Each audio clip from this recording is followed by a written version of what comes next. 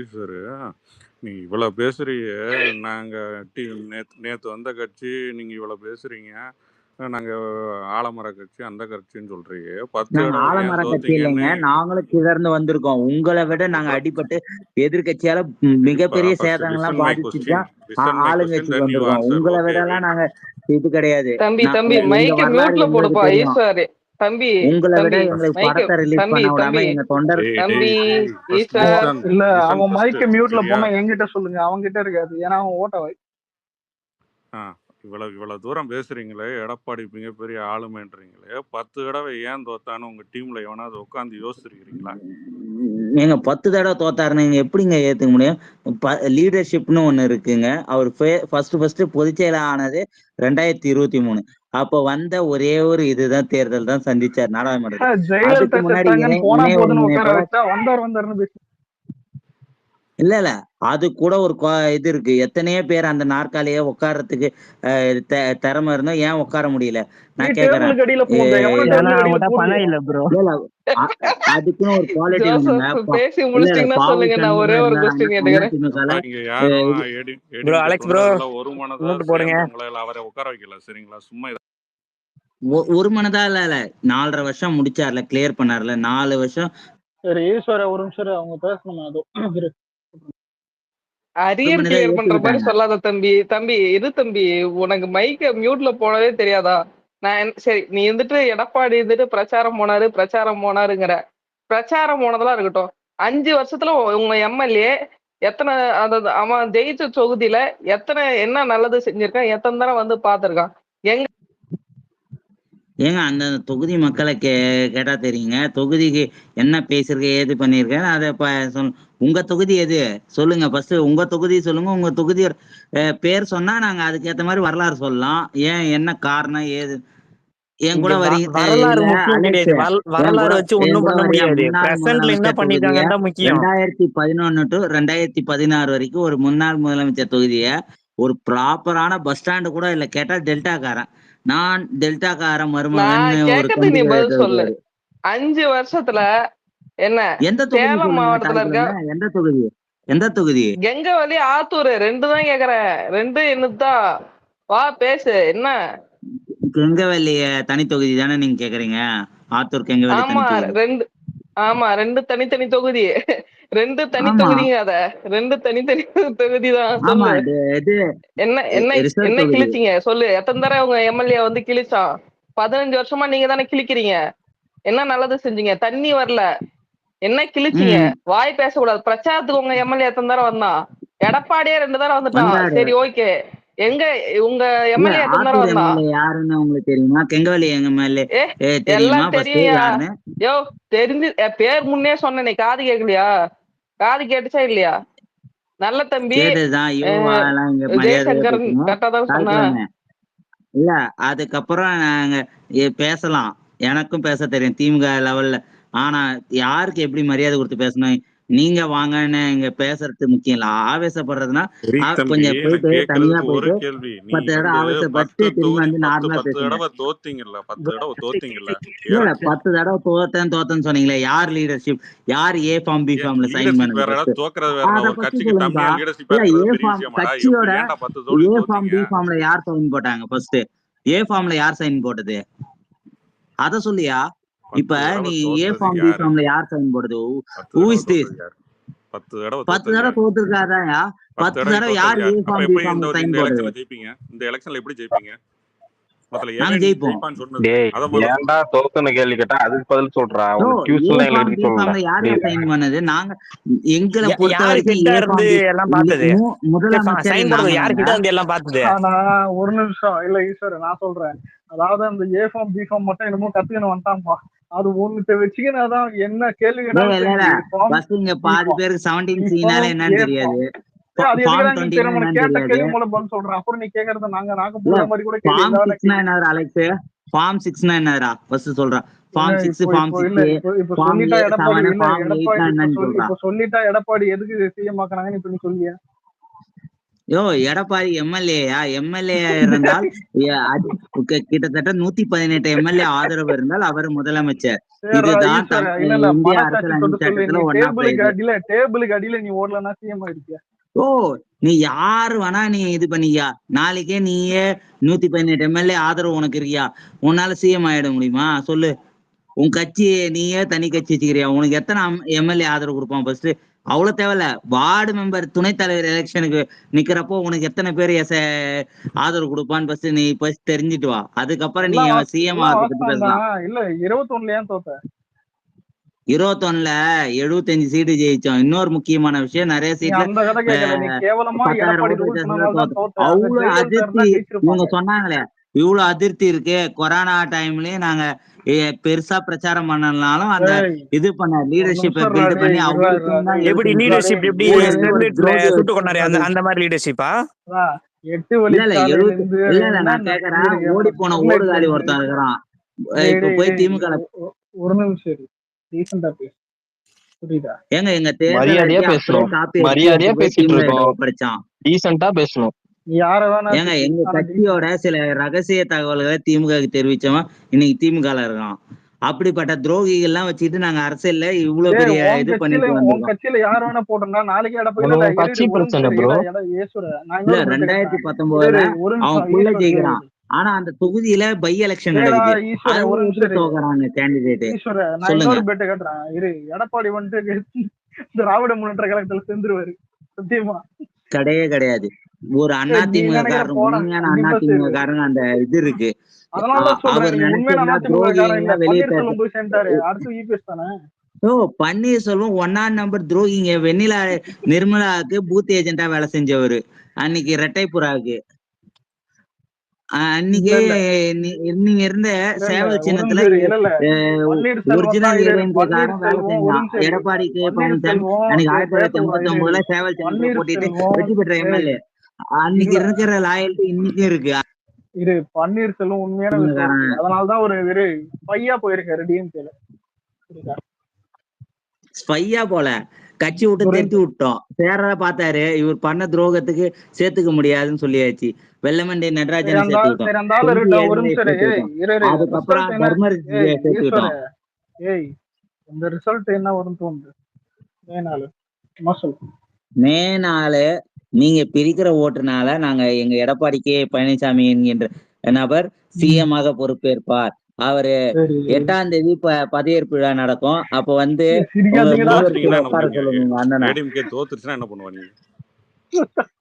தோத்துருச்சுன்னா அடுத்த தேர்தலை சந்திக்கிறதுக்கு நாங்க தயாராகும்.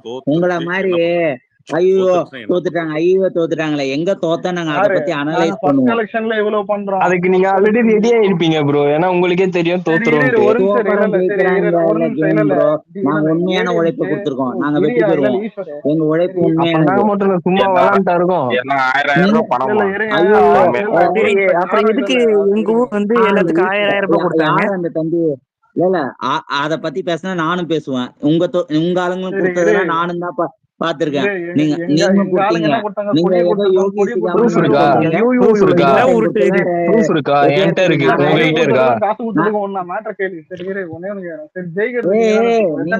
ஆளுங்களும் இறைச்சிருக்கானுங்க, ஓட்டுக்கு 200 ரூபாய் கொடுத்திருக்கான் வடிவேலு.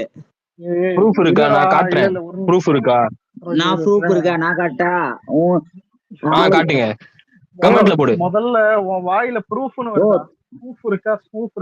இல்ல, அரசியல்ல நீயும் இது பண்ற, நானும் இது பண்றோம். ஜெயிச்சவன்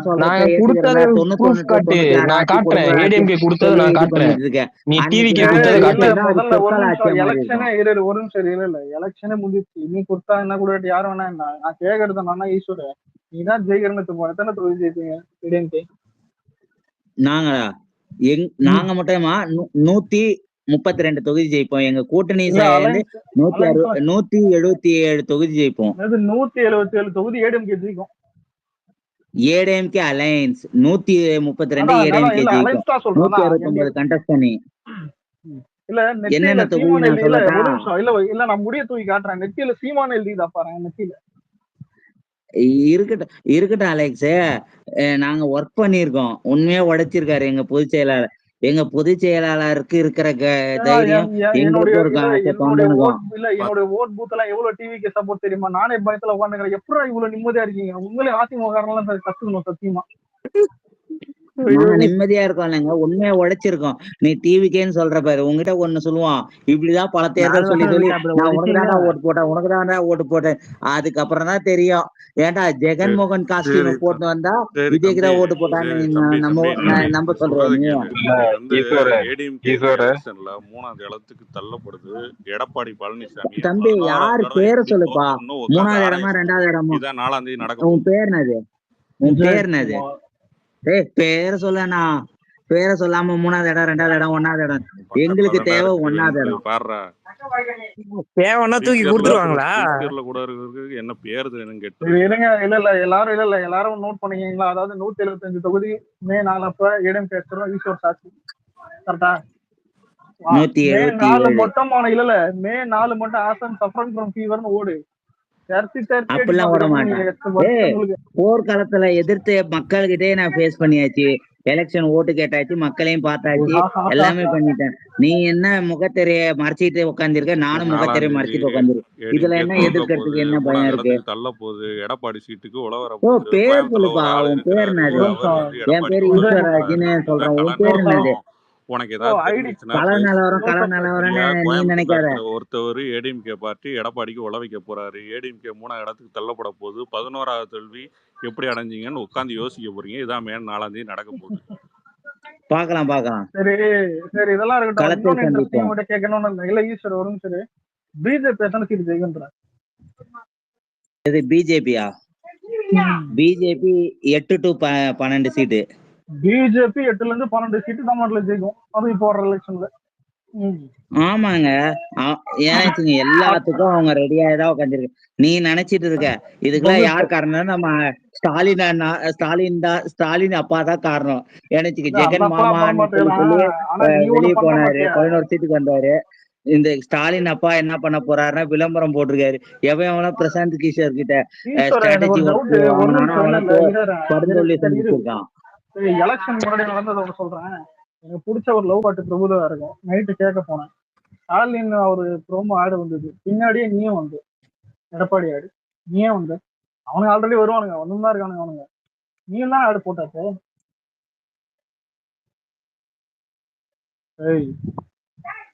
சரியா இல்லையா?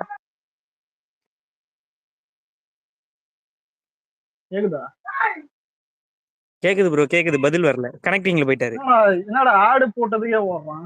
வார்த்தை எங்க போயிடுவான் ப்ரோ? என்ன ப்ரோ காமெடி பண்ணிட்டு இருக்காங்க? ஆனா அது இல்ல நல்லா இருக்குல்ல.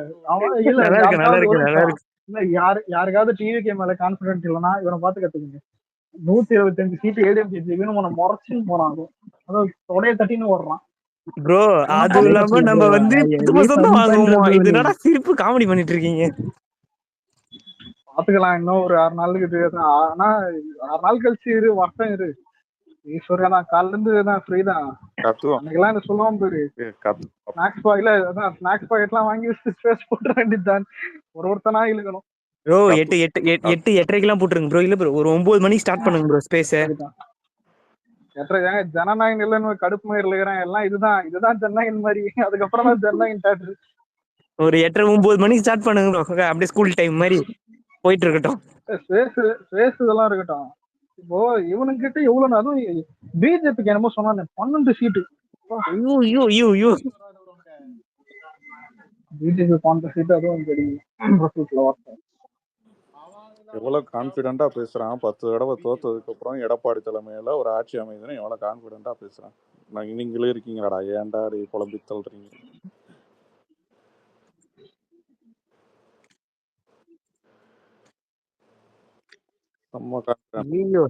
என்ன கான்ஃபிடென்ட்?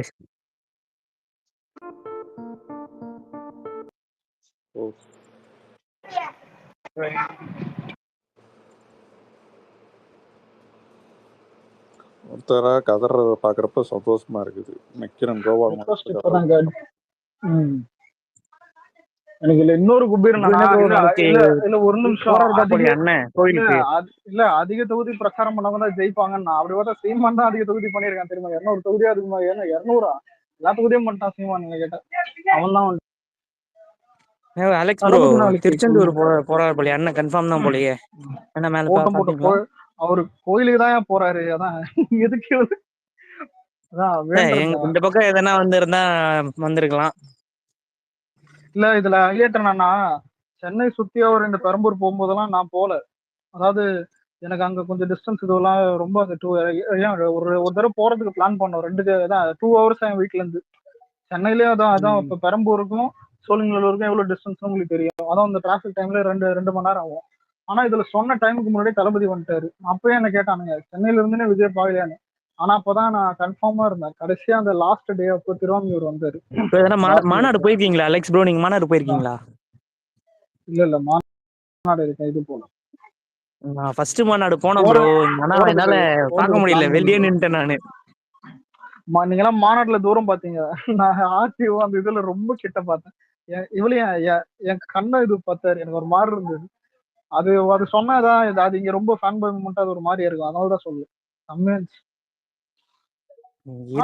ஆனா நாலு பேரை பொழக்கிறோம், 4 பேரை வறுக்கிறோம், அவ்வளவுதான். நான் நேர்ல ரொம்ப கிட்டதான் வேன் கிட்ட போயிட்டேன். ரொம்ப அந்த ஒரு அடி கிட்ட அந்த மாதிரி ரொம்ப கிட்ட போயிட்டேன். ஆனா அப்படி போக கூடாது. இல்ல அப்படி கிட்ட போயிட்டேன். பார்க்கும்போது எனக்கு என்ன சத்தியமா ஒண்ணுதான் தோணுச்சு. ஆனா ரொம்ப இல்லையா இருந்தாரு. நான் சத்தியமா சொல்றேன். நேர்ல நீங்க பார்த்தா தெரியும் விஜய் ரொம்ப இல்லையா இருந்தாரு. சரியான இல்லை. அது சரி கலர் அப்புறம் பேசிக்கலாம். இதைத்தான் மதுரை மாநாட்டுக்கு போனப்பே நான் சொன்னேன். இல்ல நான் யோசிக்கிறேன் நேர்ல என்ன விஜய் அஜித்தா இது இல்லையே. ஒரு லைட்டா லைட் ப்ரௌன் மாதிரி தானே இருப்பாரு. என்ன இவ்வளவு வெள்ளையா இருக்காருன்னு. ஆனா இருக்கட்டும். ஆனா அவர் கண்ணாடி கழட்ட பிறகுதான் ரொம்ப கிட்ட போய் பார்க்கும்போது ஒண்ணுதான் மைண்ட்ல தோணுச்சு. நீ பேசவே ஆனா ஏன்னா உண்மையில ரொம்ப அப்பாவி மாதிரி இருந்தாரு. எனக்கு தான் அந்த இன்னசென்ட் பேசணும்னு இருக்குமே. அதான் எல்லாம் ஊங்கோட்டிங் தான் அவங்க. இதுல ஹைலைட் என்னன்னா, நான் போன அப்பயும் கரடி பொம்மை தூக்கி வச்சிட்டாங்க. சபாஷ். கரடி பொம்மை கேம்பா பறக்குது எல்லாமே. ஆனா எனக்கு ஒரு டவுட் என்னன்னா, இந்த டயர் ஓட்டர் பத்தி ஒரு மேட்டர் இருக்கு ப்ரோ. ஓட்டர்ஸ் அந்த டயரோட ஓட்டர்ஸ் பத்தி ஒரு மேட்டர் இருக்கு. நான் பூத்துல உட்கார்ந்தேன். இந்த பச்சை பட்டாணி தெரியுங்களா? பச்சை பட்டாணின்னு ஒரு சிம்பிள். அதாவது பச்சை பட்டாணி உரிக்காத பச்சை பட்டாணி. அது வந்து பாக்கிறதுக்கு வந்துட்டு ரெட்டையில மாதிரியே கிட்டத்தட்ட லைட்டா வந்து ரெட்டையில மாதிரியே இருக்கும். ரெண்டு பட்டாணி வந்துட்டு ரெட்டை மாதிரியே லைட்டா விரிஞ்சா மாதிரி இருக்கும். இந்த கிழவிங்க வந்துட்டு அது ரெட்டைலன்ட்டு அதுல அமுத்திட்டு போயிருக்கு ப்ரோ. ஒரு 2-3 கிழவிங்க. 2 இல்ல 1 வந்து நான் பார்த்தேன், இன்னொருத்த வந்து வேற பார்த்தேன்னு சொல்றேன் ப்ரோ. இப்படி எங்க ஊர்ல சொல்லிட்டோம். 4-5 வயசான கிழவிங்கிட்டலாம் ரெட்டலையும் சூரியனையும் அழிச்சிட்டாங்க, விசிலா மாத்திட்டாங்க எல்லாம் சொன்னோன்னு எல்லாம் போய் ஒரு 10-15 பேர்ட்டு விசில் அமுக்கிட்டு வந்துட்டாங்க. அவங்க இன்னும் வந்து ரெட்டைய வச்சு நினைச்சிட்டு இருக்காங்கன்னு சந்தோஷம். இது வருத்தப்படுறதா இல்ல வந்து மாத்தி போட்டிருக்குன்னு சந்தோஷப்படுறதா ஒண்ணுமே புரியல. இன்னும் ரெட்டலையிலே இருக்கு நிறைய கிழவிங்க. பச்சை பட்டாணி நீங்க பாத்தீங்கன்னா தெரியும். நான் என்ன போடுறேன். 2 அப்படியே இதுவும் மாதிரி இருக்கும். அந்த பச்சை பட்டாணி உரிக்காத முன்னாடி என்ன பாத்தீங்கன்னா தெரியும். பாக்குறதுக்கு ரெட்டலை மாதிரி இருந்தது. ஆக்சுவலா என்னன்னா, அந்த கொங்கு பெல்ட் இருக்கு தெரியுமா? கொங்கு பெல்ட், இந்த சேலம் இந்த மாதிரி இடத்துல மட்டும்தான் ஏதோ ஏடிஎம்கே வர்ற மாதிரி ஒரு சினாரியோ இருக்குது. சரிங்களா? ஆனால் அது நம்மளுக்கு தான் தெரியும் இங்கே வருமா வராதுன்னு. ஆனால் இங்கே கொஞ்சம் ஸ்ட்ராங் அவங்க. சரிங்களா? அதனால இந்த அளவுக்கு ஃபயராக பேசிட்டு இருக்கிறாப்புல. மற்றபடி அவுட் சைடு ஏடிஎம்கே எல்லாம் ரொம்ப ஒஸ்ட்டாக இருக்குது. இது இந்த பையன் புரியாமல் பேசுறதே சிரிப்பாக இருக்குது. ரொம்ப ஏடிஎம்கேக்கு சீனே இல்லை. இதுதான் ரியாலிட்டி. ஆனால் அந்த கொங்கு பெல்ட்டில் வந்துட்டு கொஞ்சம் ஸ்ட்ராங்காக இருக்கிறாங்க. ஆனால் அது ஒர்க் அவுட் ஆகாது. அது ஒர்க் அவுட் ஆகுங்கிறது தான் என்னோட ப்ரோ. கணிப்பு. கொங்குலயும் நம்மளுக்கும் அவங்களுக்கும் போட்டி. ஆனா மீதி எல்லா இடத்துலயும் நம்மளுக்கு டிஎம்கேக்கும் தான். அது தெரியாம இருக்காங்க இன்னும். அவங்க தேர்ட் பிளேஸ் போய் ரொம்ப நாள் ஆச்சு. இல்லை அதுதான் அது ஏடிஎம்கேவோட அந்த தொண்டர்களே இருக்காங்கல்ல, அவங்களே நிறைய பேர் வந்துட்டு இந்த கட்சி மேலே அதிருப்தியில் இருக்கிறாங்க. அவங்களும் எடப்பாடி தலைமையை வந்து அவங்க ஏற்றுக்கல. கட்சியை உடைச்சிட்டாருங்கிற கோவத்தில் இருக்கிறாங்க. இது சும்மா இந்த பூத்தில் இந்த பையன் ஏதோ பூத்தில் வேலை பார்த்துருப்பான். நினைக்கிறேன். அதான் ஃபேமிலி மட்டும் பேசிக்கிட்டு இருக்கிறேன். சும்மா அதெல்லாம் நடைமுறைக்கு சாத்தியப்படாது. ஏடிஎம்கே டெஃபினட்டாக வந்து தேர்ட் பிளேஸ் தான். அது வந்து உறுதி. அந்த கட்சி அதுக்கப்புறம் எடப்பாடி சீட்டுக்கே சொல்ல வைக்கிறதுக்கு ஒரு ஆள் கோயம்புத்தூரில் ரெடி ஆகிட்டு இருக்கிறாரு. அதுக்கப்புறம் தான் தெரியும் உங்களுக்கு என்ன நடக்குதுங்க. ரெண்டாவது அந்த அண்ணாமலை சப்போர்ட்டர்ஸும் யாரும் ஏடிஎம்கேக்கு ஓட் பண்ணல. அவங்க அவருக்கு சீட்டு கொடுக்கல, அவருக்கு கட்சியில் எலெக்ஷன் ஒர்க்கு கூட கொடுக்கலன்னு சொல்லிட்டு காண்டில் நிறைய பேர் ஏடிஎம்கேக்கு சப்போர்ட் பண்ணல. இதெல்லாம் கிரவுண்ட் ரியாலிட்டி. இவங்களை பற்றி டைம் வேஸ்ட், இவ்வளோ நேரம் இவனுக்கு ஸ்பீக்கர் கொடுத்ததே தப்பு. இவனை பற்றி பேசி டைம் வேஸ்ட் பண்ணிட்டேன்.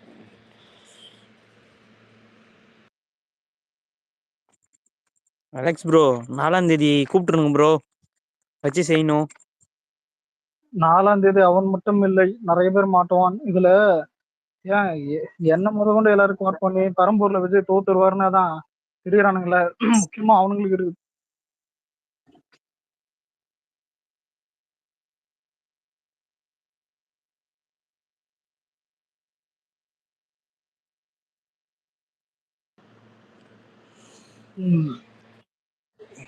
நக்கீரன் வீடியோ யாராவது ஃபுல்லாக பார்த்தீங்களா?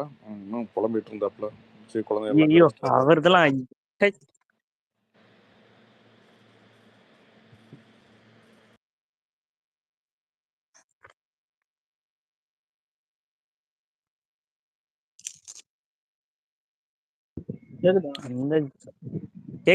ப்ரோ. ஹரி ப்ரோ எக்ஸிட் போலுக்கு வெயிட் பண்ணுகிற போல. ப்ரோ எக்ஸிட் போல் ரிலீஸ் ஆன உடனே ஒரு பஞ்சாயத்து தான் இருக்கும். என்ன கேட்டா பெருசா நடக்கும் அது.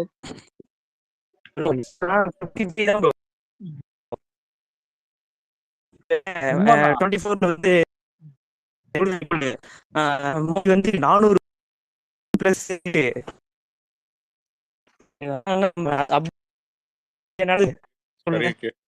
சரியா கேட்கல. ப்ரோ போன வந்து போட்டு என்ன சொன்னாங்க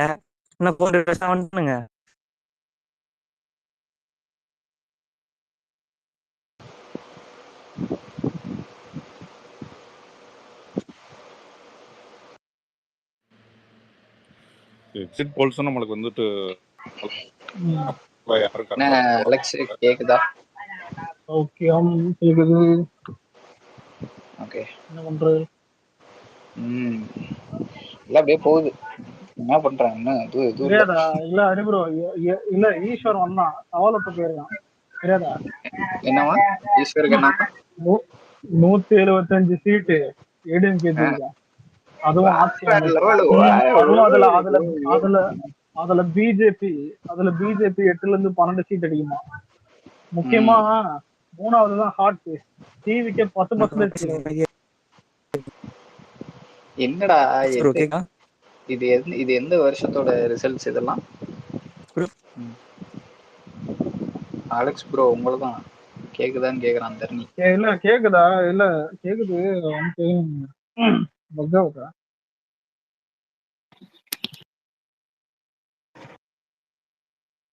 இல்ல எனக்கு கேக்குது.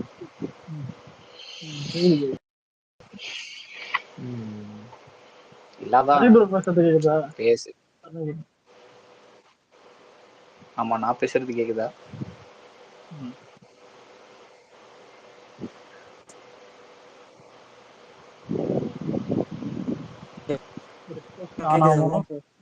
கேக்குது. ஹரிபுரம் பேசுறது கில்லியா பேசுனது கேக்குதா? சாப்பிட்டியான்னு கேக்குறானே தவிர சாப்பிட்டியா தவிர அத்த மாதிரி ஏதாவது பேசுறான்ற மாதிரி தான். எல்லாரும் கேக்குது. அதான் இல்ல இன்னும் 6 நாளுக்கு ஒரு நாளைக்கு ஒரு குண்டு வெடிக்கும் வர்றப்போம். அதான் இஷ்டத்துக்கு. சரி இது வந்து சொல்லணும்னு நினைச்சேன் ஒரு விஷயம். அதான் பேசிட்டீங்களான்னு தெரியல, நானே வந்தது லேட்டு. அதான் பூத்ல கவுண்டர்ல எப்படி இருக்கும் என்னன்னு ஏதாவது ஷேர் பண்ணீங்களா? என்ன மாதிரி கவுண்ட் பண்ணுவாங்க எப்படி? இல்ல சொல்லுங்க. இல்ல அதான் காலையில வந்து 8 மணிக்கு ஸ்டார்ட் ஆகும். யூஸ்வலாவே அப்படிதான் பண்ணுவாங்க. காலைல 8 மணிக்கு ஸ்டார்ட் ஆச்சுன்னா ஃபர்ஸ்ட் போஸ்டல் பேலட்ஸ்ல எல்லாம் வந்துச்சு இல்லையா, தபால் ஓட்டு, அதெல்லாம் தான் எண்ண ஆரம்பிப்பாங்க. பூத் எப்படி இருக்கும்னா ஒவ்வொரு பூத்லயும் வந்துட்டு செக்ஷனா பிரிச்சு வச்சிருப்பாங்க. 2 செக்ஷன். ஒன்று வந்து நம்ம இவிஎம்ஸுக்கு, இன்னொரு செக்ஷன் வந்து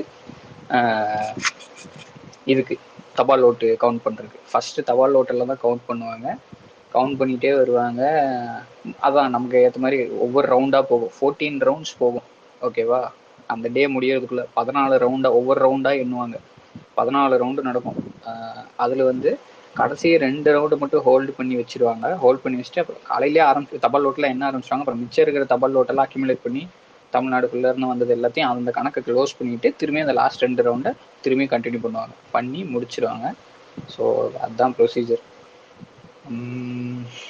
வேற என்ன, அதான் இதுதான் இப்போதைக்கு இன்னைக்கு இருக்கிற முக்கியமான நம்ம தெரிஞ்சுக்க வேண்டிய இன்ஃபர்மேஷன். ஜிகேன்னு வச்சுக்கிங்களேன், பொலிட்டிக்கல் ஜிகே. ஸோ அதுதான்.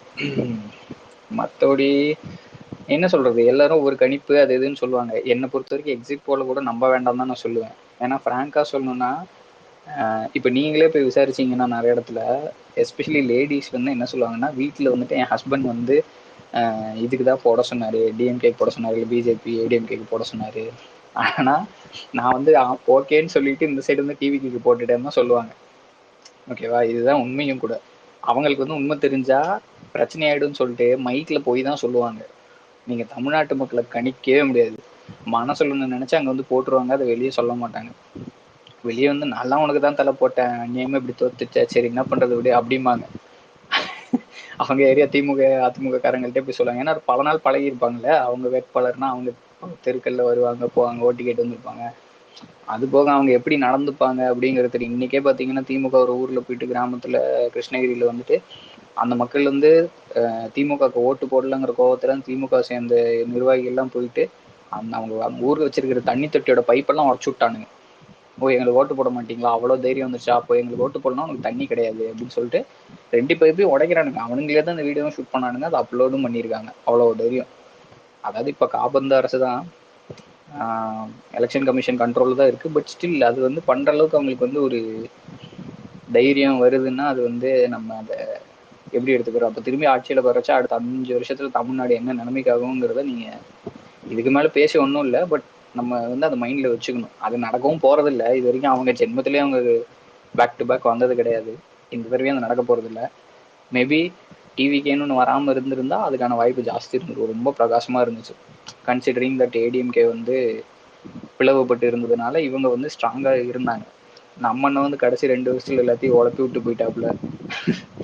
ஸோ அவங்க ஸ்ட்ராங்கா இருந்ததுக்கு ரீசன் பாத்தீங்கன்னா, ஃபர்ஸ்ட் இந்த 1000 ரூபாய், ரெண்டாவது இந்த ஃப்ரீ